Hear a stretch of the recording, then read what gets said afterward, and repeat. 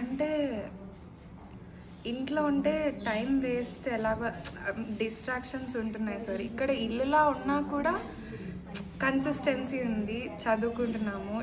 Almost 9-10 hours 10-12 అలా చదవగలుగుతున్నాం రోజు.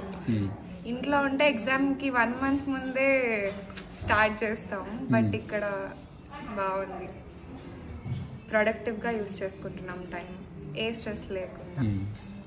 So you said something like ఇల్లు మిస్ అవ్వట్లేదు అలా అని చదువు కూడా. సో నీకు ఇప్పుడు ఇంట్లోనే చదువుతున్నట్టు ఉంది అంతేనా? మామూలుగా ఇంట్లో చదవడం అవుతుంది, ఇక్కడ ఇల్లులో ఉన్నట్టు ఉండి చదవడం అవుతుంది. So what you think is happening? ఎలా అవుతుంది ఈ రెండు కాంబినేషన్? నార్మల్ గా పోతుంది కదా, what is different about HLS? But ఏమో సార్, ఇక్కడ అంటే టైంకి అన్నీ అయిపోతున్నాయి, అంటే ఫిక్స్డ్ సెషన్స్ ఉంటున్నాయి. ఆ టైంకి జస్ట్ క్లాస్ అదే స్టడీ స్పేస్లో ఉండడమే మా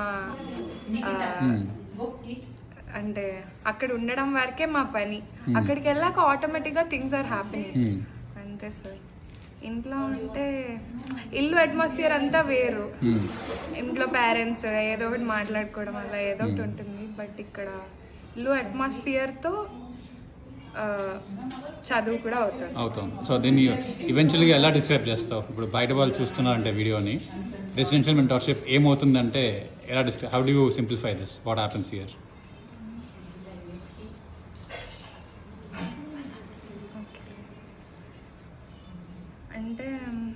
అంటే హాస్టల్లో ఉన్న ఫీలింగ్ అయితే రాదు. పక్క హాస్టల్లో ఉండి మగప్ చేసుకుంటూ అలా చదవడం అయితే ఉండదు.